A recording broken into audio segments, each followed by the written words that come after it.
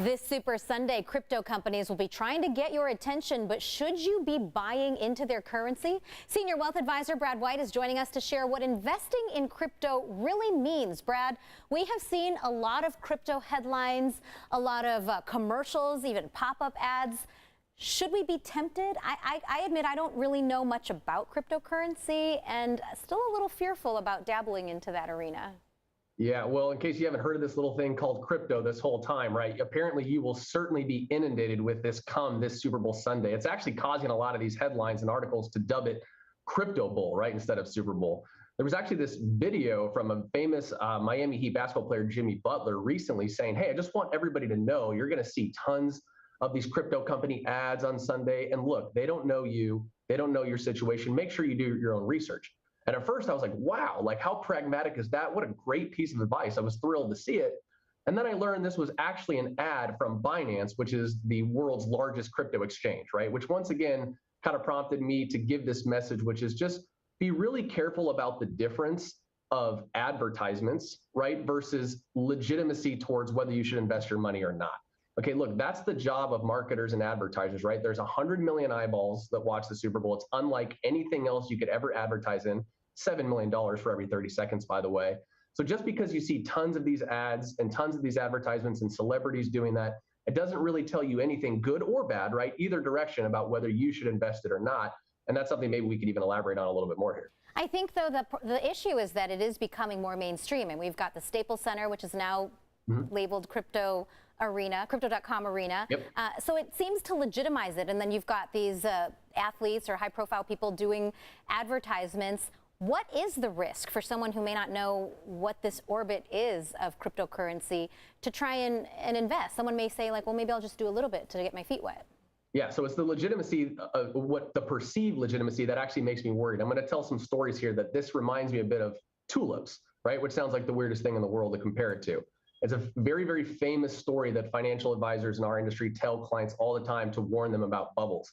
And in Holland, in the 1600s, excuse me, somebody from Turkey brought over these very rare, very expensive tulips, and essentially the Dutch went crazy over them. And anybody who was anybody just had to have them. And they bid these tulips, and again, flowers, to astronomical prices. It literally caused people to buy them in bulk to resell them later, which worked well for years. It caused people to quit their jobs and industries to get in the tulip game until eventually someone realized, oh my gosh, look how much I could sell this stuff for, and look at all the real world things I can buy for this. So they started to sell, which prompted more selling, which prompted the market to crash and really hurt a lot of people. Now you might be thinking, well, that's the 1600s, that's flowers, Brad. All right, let's go to the 1960s in our country. Any company would change their name to have the word tronics in it, and the stock would immediately soar because everybody was convinced if it had something to do with electronics, they'd make a lot of money. And this most recent one you'll all remember, right? Any company in the world would name themselves .com anything. And by the way, lots of Super Bowl ads in the late 1990s, early 2000s around .com, right? Because they want to legitimize all these companies and the .com era. We all know the internet itself was very legitimate. It revolutionized the world. It changed everything.